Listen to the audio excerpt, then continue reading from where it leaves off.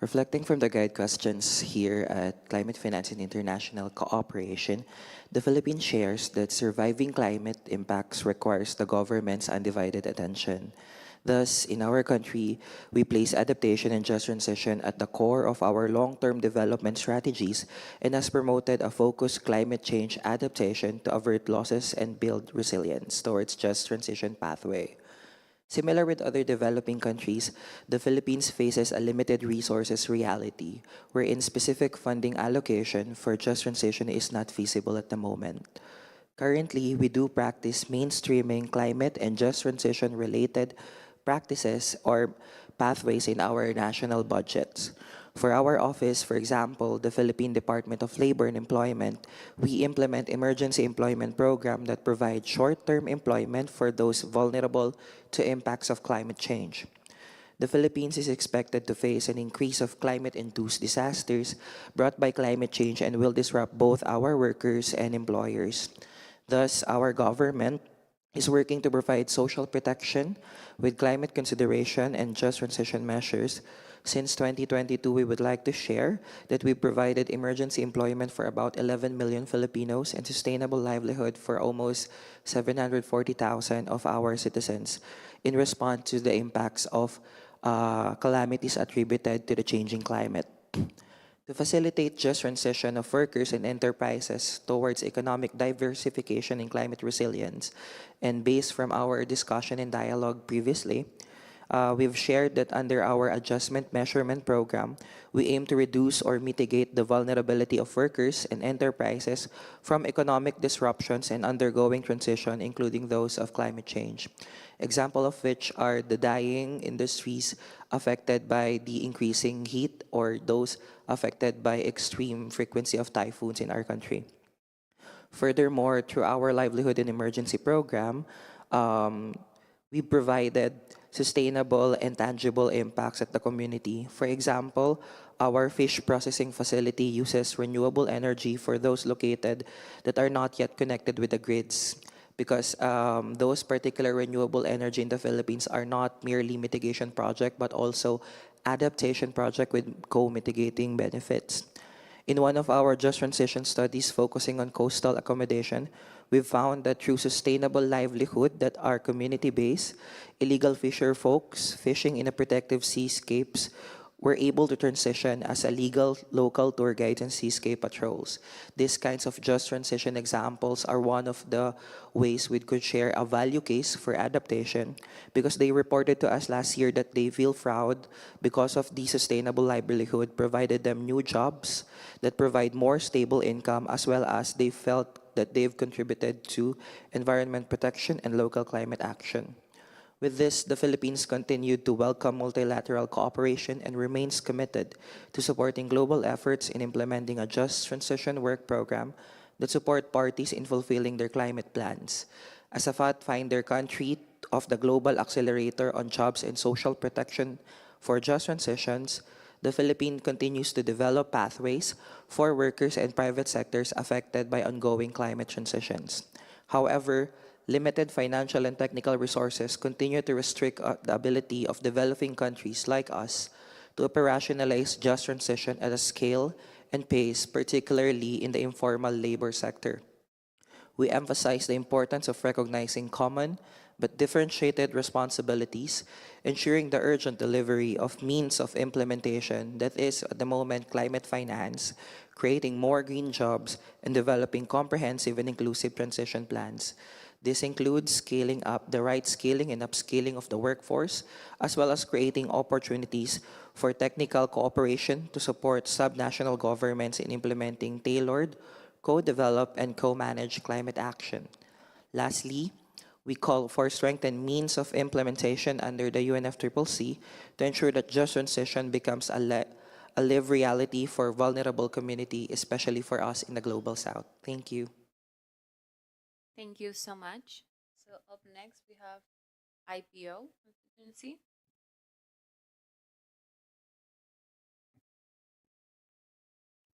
Hello, thank you. I'm Emil from the Indigenous Peoples Organizations constituency, and I'm from Ecuador.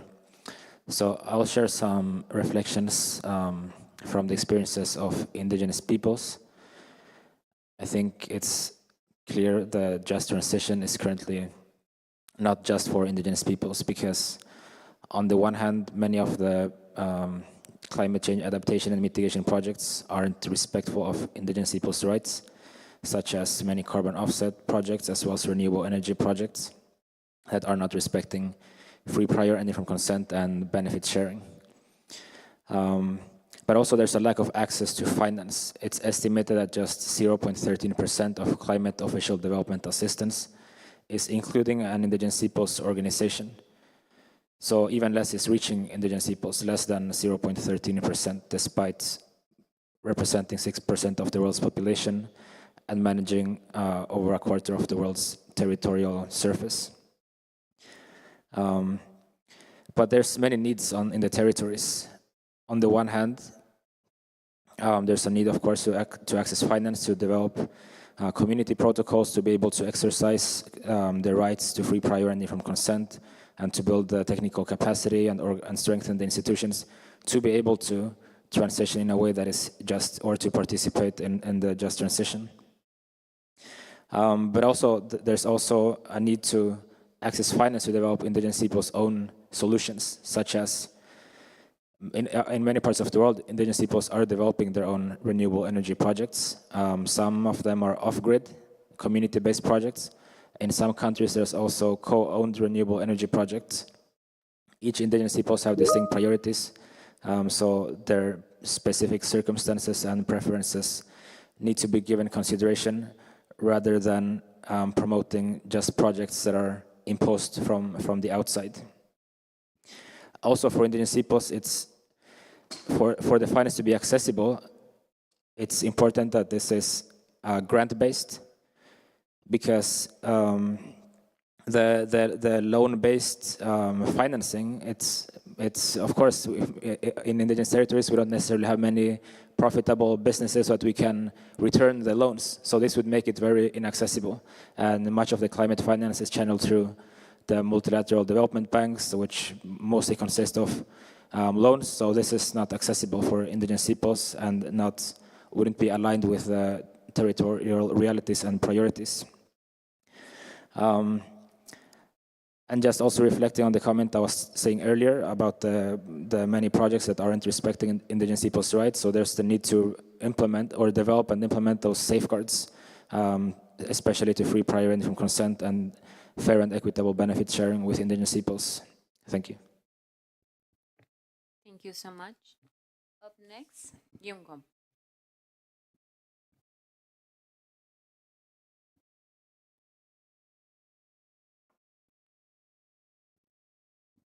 Thank you so much. I'm Carmen. I'm from Yango, the youth constituency to the UNFCCC. And I wanted to add on the point of access to finance and also kind of link it back to the conversations we had today in the morning that really show that community-led adaptation is effective in achieving a just transition and just resilient societies. And for that, to harness that potential that lies in community-led adaptation, direct access is key. But currently, access remains an insurmountable challenge for many of those communities.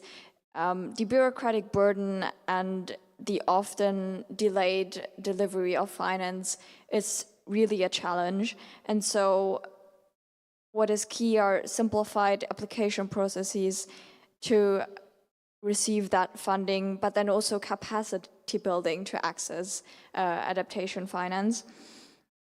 And then a second point is that gender responsive design is really crucial.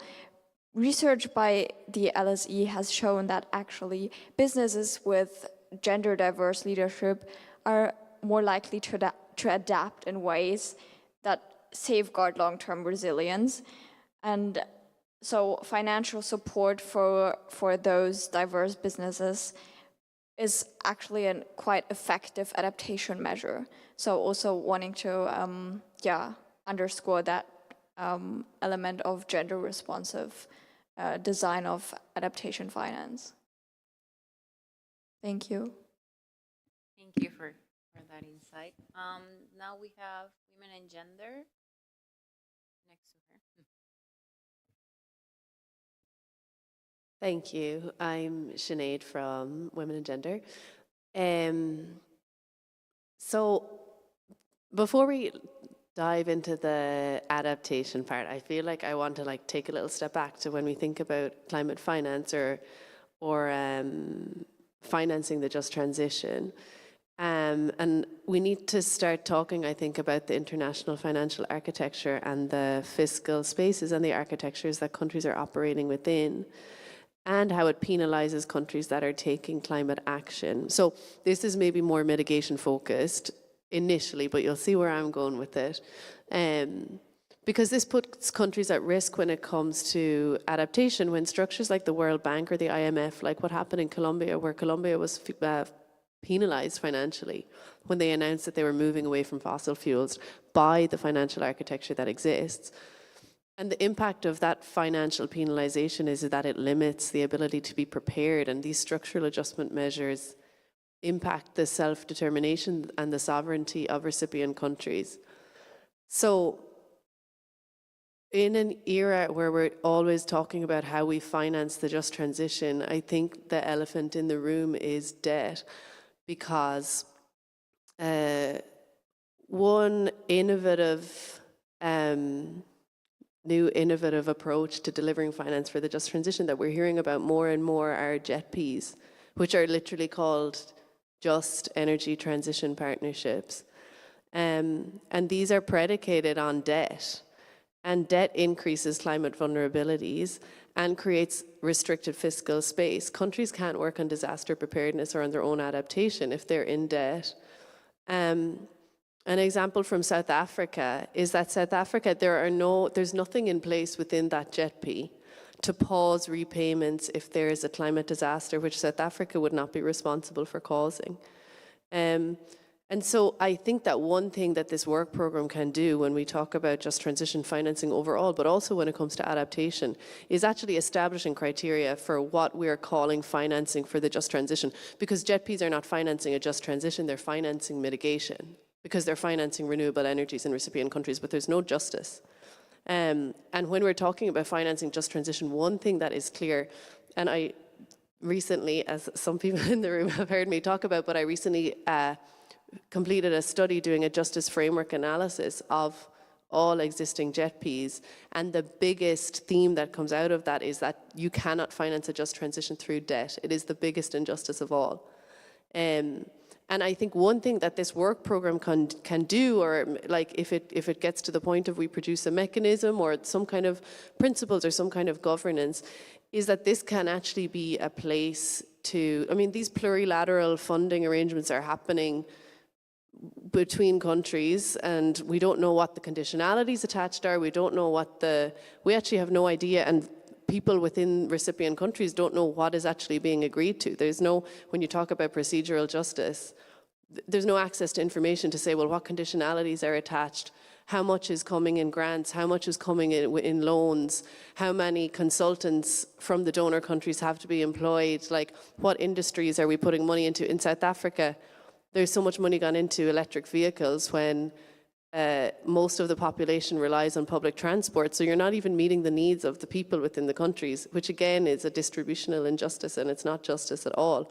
So one thing that the work program can do is provide some kind of governance of this, or some kind of guiding principles, that you can't just call anything a just energy transition partnership. You can't just say this is just transition because it's mitigation and financing renewable energies, and we're going to call it just because that's the word of the day, and it's like everyone is saying just transition. You know, at least we could provide some kind of thing to say, if you're going to have finance or climate finance for the just transition, it must at least meet these basic principles of justice. And so the work program or a mechanism related to it could be a space to enable international cooperation, or, you know, identify partnerships or provide good practice or that kind of thing.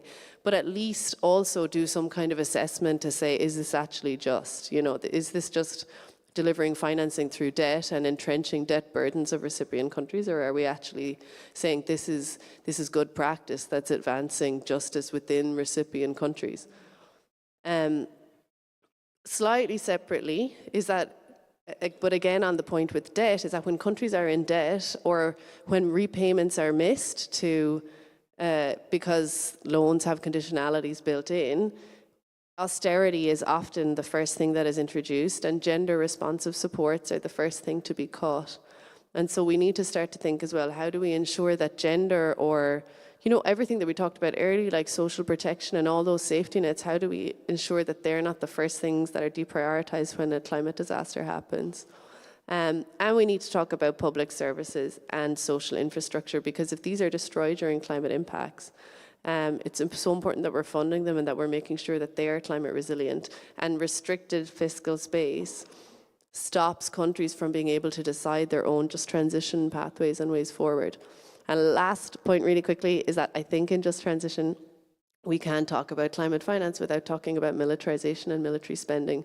So much money for fossil fuel subsidies, so much money for war, never money for climate action. And when we say, where are we going to get this money?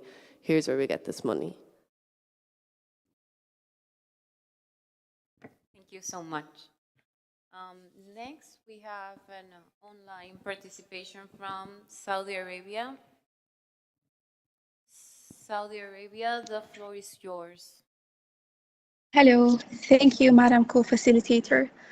We've been listening to quite interesting remarks from fellow delegates and would like to reflect on the two questions. First, when it comes to the first one, we believe that developed countries must provide finance for developing countries in line with their obligations under Article 9 of the Paris Agreement. Financing just transition pathways that include adaptation must first align with the NDCs and NAPs and other national climate plans.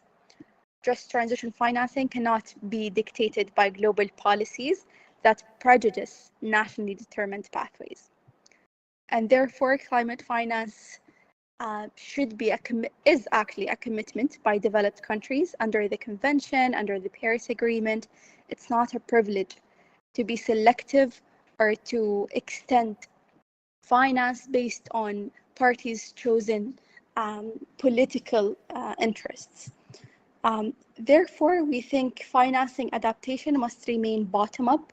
There must be no criteria for what qualifies as just, because in the UNFCCC, in its Paris Agreement and the mandate of the work program, the justice is firmly anchored in the principle 2.2 of the Paris Agreement, which is equity, CBDR, enabling developing countries to pursue sustainable development. So we will not accept or entertain attempts to redefine the justice or to impose a criteria on receiving climate finance. When it comes to innovative finance, we think it's an opportunity that can allow developed countries to scale up their support to developing countries in line with their national needs and priorities.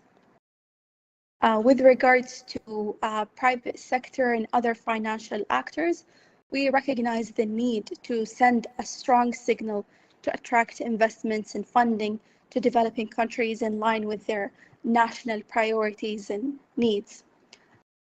As for the second question on the value case for adaptation and the crowding in of the private sector, we'd like to briefly emphasize that a value case for adaptation must not really shift the responsibility away from developed countries' obligations. Adaptation is significantly underfunded, as mentioned in the room. We also reaffirm the significant challenge of debt in developing countries, and perhaps grounding in private sector could lead to exacerbating issues with debt. We also recognize that risk perception is a key barrier preventing developing countries from accessing finance, and current approaches to risk are increasing the cost of capital in developing countries and further exacerbating the negative risk perception among investors. So we need clear signals to investors when funding climate action that they should direct funding to those who need it the most, who are developing countries. And current incentives and signals, they widely, or even the perceptions that have created a system where developed countries are rewarded with capital and developing countries are starving for capital or provided it at unsustainable costs. This means that adaptation, where again it is needed the most, is still underfunded. And where it is needed the least, still very much well funded. So we need to rethink whether this is appropriate or not.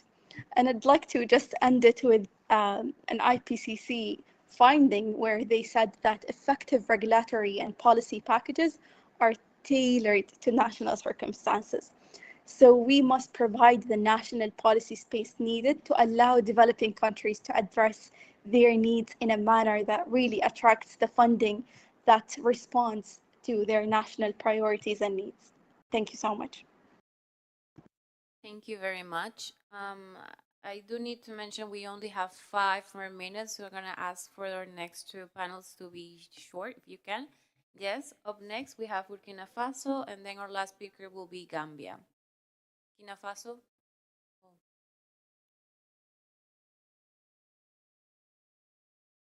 Burkina Faso. The floor is yours. Thank you very much, Chair, for giving me the floor. Burkina Faso is taking the floor on behalf of the LDCs. In the interest of time, we will be sending our inputs in written to the topic, but however, echoing what the esteemed colleague from Saudi Arabia has raised, the Article 9 need to come into forces to allow countries to implement their priorities as designed and presented in their NDCs. The debt burden still remain, and studies have shown that more and more we're switching the responsibilities to the developing countries, and this is extremely unfair.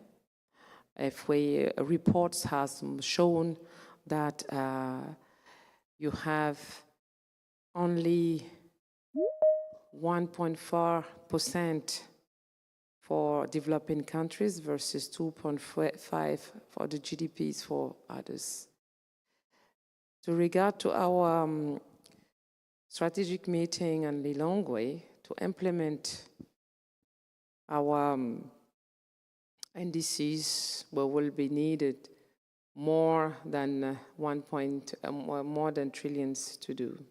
So I think that the issue is here is how we are going to put in place a mechanism that will be fair, where we make a step forward implementing the mandates and what has been agreed and adopted.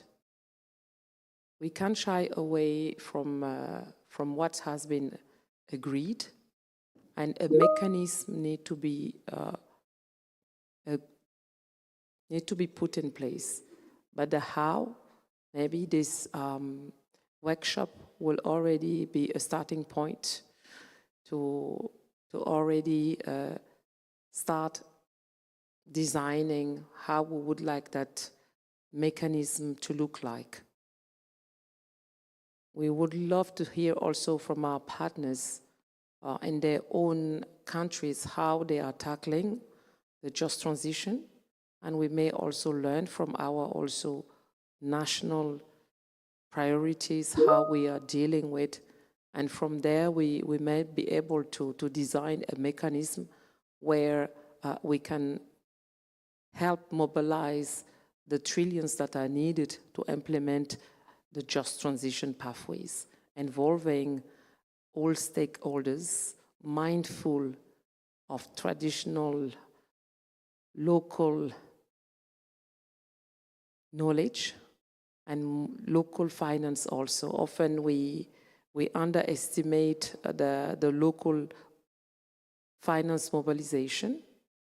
There is a way also to tap in with the support of with public financing.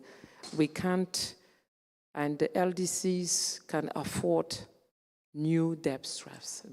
Has been critical and said often and often in negotiation room and workshops, and definitely we need to find a mechanism forward. In the interest of time, Chair, I will be sending our inputs unwritten, and I will stop there. Thank you very much, and to allow our colleagues from the UK as well to share his input after the Chair. Over to you to proceed. Who's I should give the mic first. Thank you, Chair. Yes, thank you very much. We're passing the floor to Gambia first. And then UK, you can come in. Thanks. Thank you so much, Chair.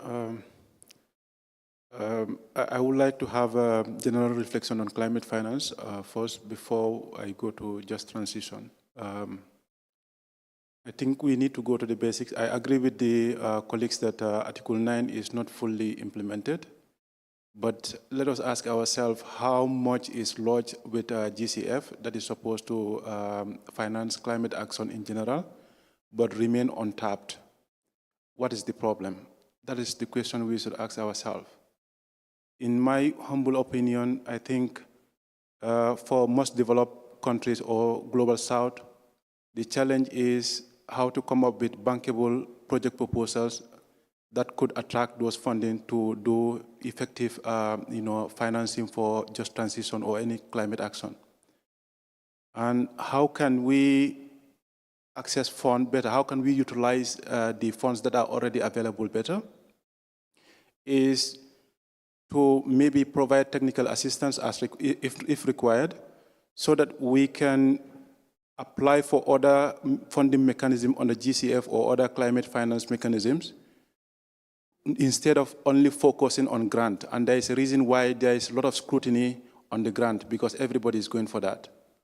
But how can we go for consensus on loans, guarantees, etc.? So which means we have to look in the direction of going in for service-based financing.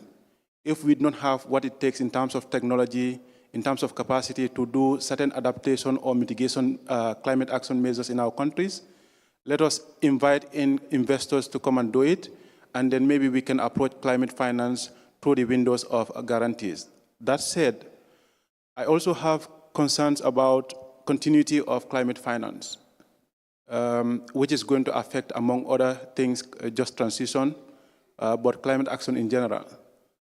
We have to learn from 2019, 2020, when there was COVID-19. In other words, let us think about public health issues when they emerge again. How is this going to affect climate finance in the short, medium, and long term? And the other problem is geopolitics. Countries withdrawing from UNFCCC due to political reasons, how is this going to affect the overall climate finance and climate finance landscape? Thank you so much. Thank you so much, Gambia. And last but not least, UK, you have the floor.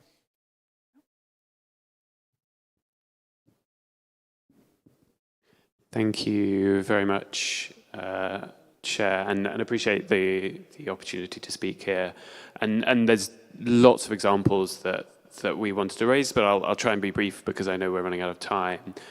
Firstly, maybe just touching more generally on the topic at hand.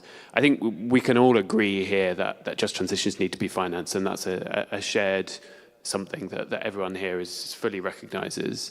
And there's a wide range of sources that need to be mobilized further and fully to enable just transitions, and that includes public, private, and domestic financial flows. And we do recognize an element of that is public finance, both domestic and international. And just transition considerations should be integrated more effectively in all financial flows. And that's something we're hearing today, that international organizations, MDBs, institutions can do more to integrate just transition considerations more effectively and more actively.